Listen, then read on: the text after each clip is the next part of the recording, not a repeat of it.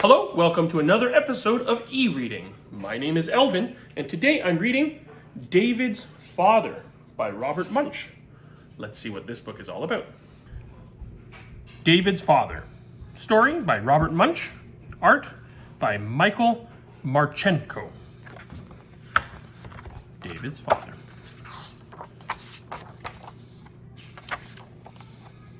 To Julie. Julie was skipping home from school.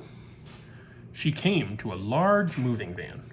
A man came out carrying a spoon, only it was as big as a shovel. Another man came out carrying a fork, only it was as big as a pitchfork. A third man came out carrying a knife, only it was as big as a flagpole. Yikes, said Julie. I don't want to get to know these people at all. She ran all the way home and hid under her bed until dinner time. The next day, Julie was skipping home from school again. A boy was standing where the moving van had been. He said, "Hi, my name's David.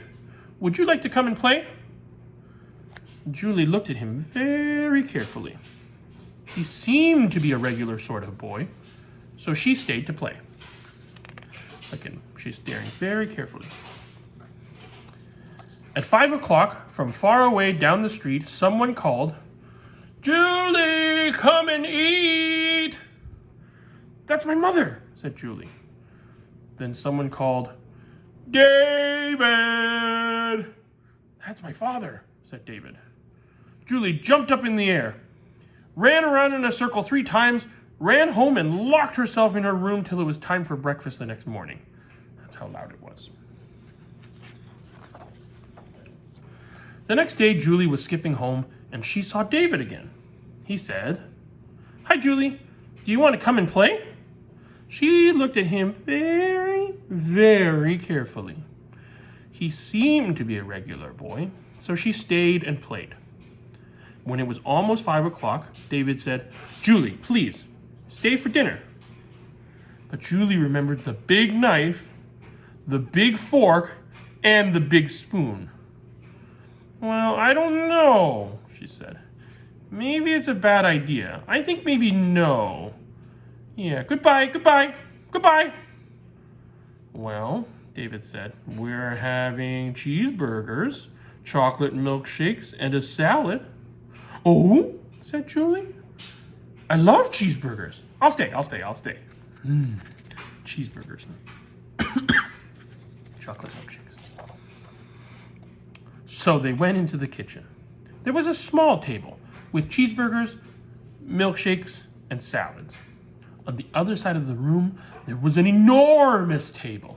On it were a spoon as big as a shovel, a fork as big as a pitchfork, and a knife as big as a flagpole. "David," whispered Julie, "who sits there?" "Oh," said David, "that's where my father sits.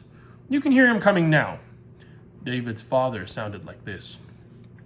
"Broom, broom, broom."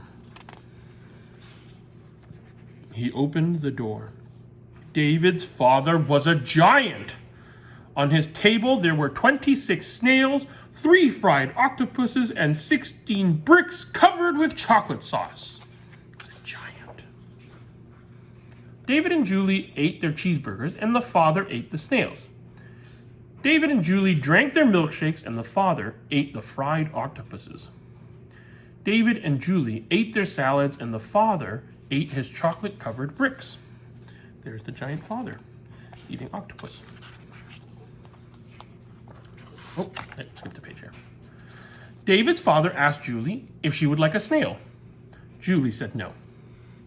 David's father asked Julie if she would like an octopus. Julie said no. David's father asked Julie if she would like a delicious chocolate-covered brick. Julie said, "No, but please, may I have another milkshake?" So David's father made her another milkshake. And there he is, handing her another milkshake. When they were done, Julie said, very softly so that the father couldn't hear, David, you don't look very much like your father. Well, I'm adopted, said David. Oh, said Julie. Well, do you like your father? Oh, he's great, said David. Come for a walk and see. So they walked down the street. Julie and David skipped, and the father went, broom, broom, broom. They came to a road they couldn't get across.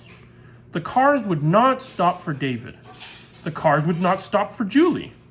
The father walked into the middle of the road, looked at the cars, and yelled, stop! The cars all jumped up into the air, ran around in a circle 3 times, and went back up to the street so fast they forgot their tires. There's all their tires that they're leaving behind. Julie and David crossed the street and went into a store. The man who ran the store didn't like serving kids. They waited 5 minutes, 10 minutes, 15 minutes. Then David's father came in.